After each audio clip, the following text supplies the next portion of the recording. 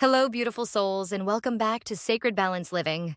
Today, we're diving into an incredibly difficult and sensitive topic navigating betrayal, divorce, and the raw pain of a shattered relationship. This is a situation that impacts countless lives. And a recent question from a viewer offers a profound entry point into finding wisdom and strength amidst such turmoil.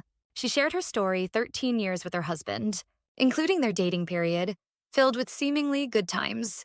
But recently, her husband revealed he'd been seeing another woman for 3 months, and that woman is now pregnant. He is unilaterally demanding a divorce, citing the baby as an unavoidable reason. Our viewer is heartbroken, constantly pleading with him to reconsider. Now, as she searches for ways to let go, she feels her life is being stolen, her heart shattered hundreds of times a day. She still loves him deeply, and she's struggling to understand how to release someone she still loves. They don't have children together, though they've been trying IVF. When asked what she loves about her husband, she simply says, "He treats me well. He's a good person." She also mentioned that she earns very little, relying primarily on his income. This is a deep well of pain.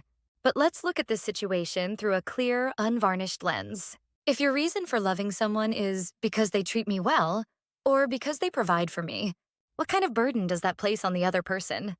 It's like loving someone only because they constantly give you money or always understand your words. Over time, that constant demand for them to be a certain way, to give to you, can become exhausting for them.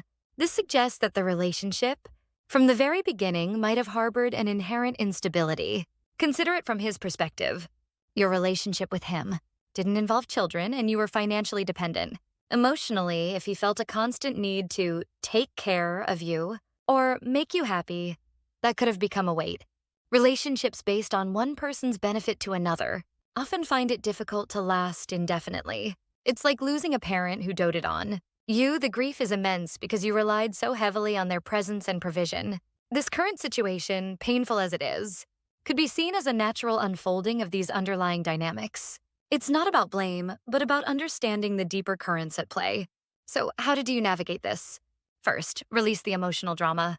Crying, fighting, pleading, these reactions will only push him further away. They make you appear needy and confirm to him that his new relationship, in contrast, offers relief from that emotional burden. When he comes home, greet him warmly. Continue to treat him well. Second, state your position. Calmly and clearly, "I have no intention of divorcing you. This situation is your doing, not mine, so you must bear the responsibility.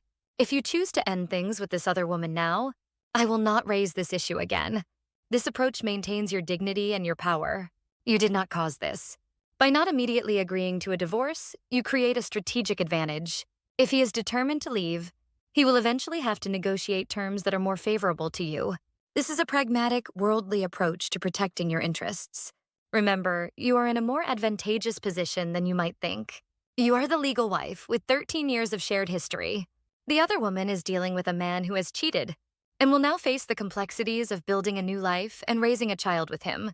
While your heart is hurting, objectively, you hold more cards. There's no need to cut ties immediately. If you choose to divorce, do it on your terms. Let him work through the new relationship. When he returns, perhaps when the newness has worn off, or when he needs to finalize things, then you can decide your path. This is not about revenge, but about ensuring you protect your future. He has already come to you with an offer: the house in his name and 2 years of living expenses in exchange for a divorce. This is just the beginning of a negotiation. Don't accept the first offer, especially if it feels like he's trying to get off easy with his baby excuse. You might have more to gain. Ultimately, remember this: you have a right to be happy.